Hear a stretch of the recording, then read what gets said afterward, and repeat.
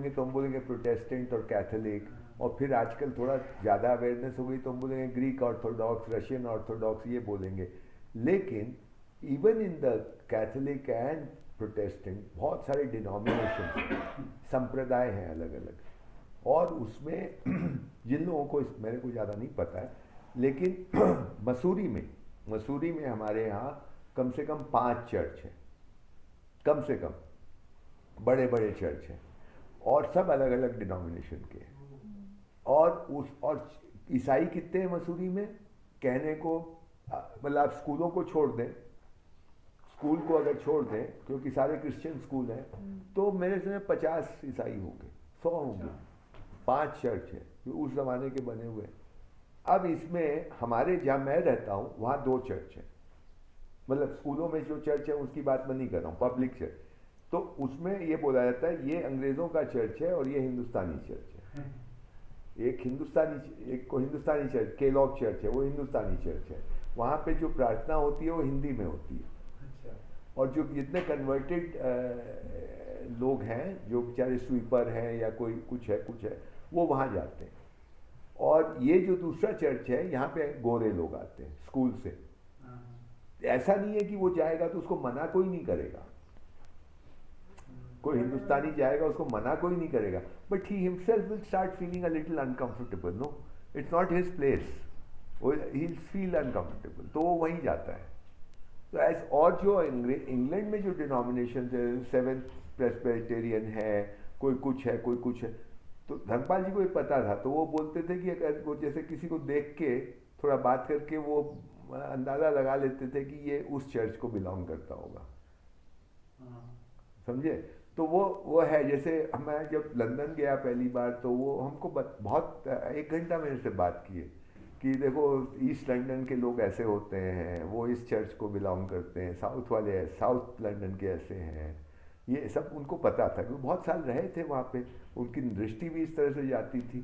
तो वो फिर मुझे बताया उन्होंने कि देखो हम लोग यहाँ कास्ट वास्ट की बात करते हैं, जाति वाति की, वहाँ भी ऐसा ही है, ईस्ट लंदन वाला ईस्ट लंदन से ही शादी करेगा, वो साउथ में नहीं मुश्किल है करना, क्योंकि क्लास का भी डिफरेंस है। और आदमी को हमेशा यही पसंद होता है कि मेरे जैसे ही के साथ शादी करूं, जहाँ रीति रिवाज एक जैसे हो, खाना पीना एक जैसा हो, बोली भाषा एक जैसी हो, उसके बीच में कंफर्ट होता है। हम लोग एक बार खाने की टेबल में बात कर रहे थे, हमारे घर में धर्मपाल जी थे, तो अनुराधा के किसी मेरी वाइफ के कोई रिश्तेदार, वो अपने को बहुत ऊंचा ब्राह्मण मानते, सभी ब्राह्मण अपने को ऊंचा मानते, तो कुमाऊं के ब्राह्मण वो अपने को बहुत ऊंचा मानते, तो उनकी कोई लड़की ने किसी मुसलमान से शादी कर ली अमेरिका में। तो वो लोगों के यहाँ बहुत हल्ला वल्ला हुआ और ये वो, तो ये सब बातें हो रही थी। तो हमारे यहाँ जो खाना बनाती थी वो हरिजन थी, वो औरत है ना उस टाइम, तो वो मुंह लगी हुई थी, माने हम लोग से कुछ भी बोलती थी।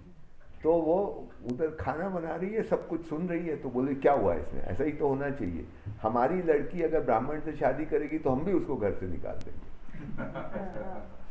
ये उसने कहा कि वो हरिजन थी, बोले मेरी लड़की अगर ब्राह्मण से शादी करेगी तो मैं घर से निकाल दूंगी। धर्मपाल जी बोले वाह वाह ये, हाँ। तो फिर वो उससे पूछा उन्होंने क्यों भाई निकाल दोगी, जानते तो थे वो, पर पूछा तो वो बोली हमारे काम की नहीं रहेगी वो, क्योंकि वो ब्राह्मणों के घर चली जाएगी तो उसको हमारा तो अता पता नहीं रहेगा कि हमको कब ज़रूरत होती है, कौन से हमारे नेग होते हैं, कौन से हमारे संस्कार होते हैं, कब क्या चीज़ की ज़रूरत होती है, वो तो दूसरे उसको नहीं मालूम होगा। तो वो जो जिस घर में वो शादी होगी वो लोग हमारे कोई काम के नहीं आएंगे। क्योंकि जैसे ये एक दिन मंजूनाथ ने कहा कि हम लोगों की ये हालत हो गई कि कोई जगह कोई मर जाता है, हम लोग जाते हैं उसमें, हमको पता ही नहीं चलता कि क्या करें, हमको करना क्या ये नहीं मालूम है। अब हम लोग को अटपटा सा लगता है, बस ऐसे हाथ करके बैठे रहते हैं, एक जगह से खड़े हो रहते हैं, we don't know what to do because we have become so alienated. तो वो ब्राह्मण और जो हरिजन के, इनके संस्कार अलग अलग हैं, इनके तरीके अलग अलग हैं। अगर वो अपने ही जाति में शादी हो तो उसको मालूम है ना, अब बोलना नहीं पड़ेगा, वो आ जाएगा मदद के लिए, वो 10 चीज़ें हाथ बटाएगा। ब्राह्मण को पता नहीं होगा और इनको ब्राह्मण का नहीं पता होगा।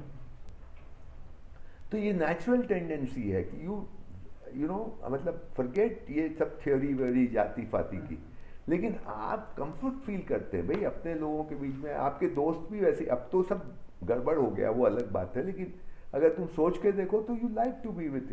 क्यों अमेरिका में जाके इंडियन के साथ ही घूमता है ना, चाइनीज के साथ ही घूमता है, ये है एक कंफर्ट फील। हाँ, और क्या, यू फील कंफर्टेबल।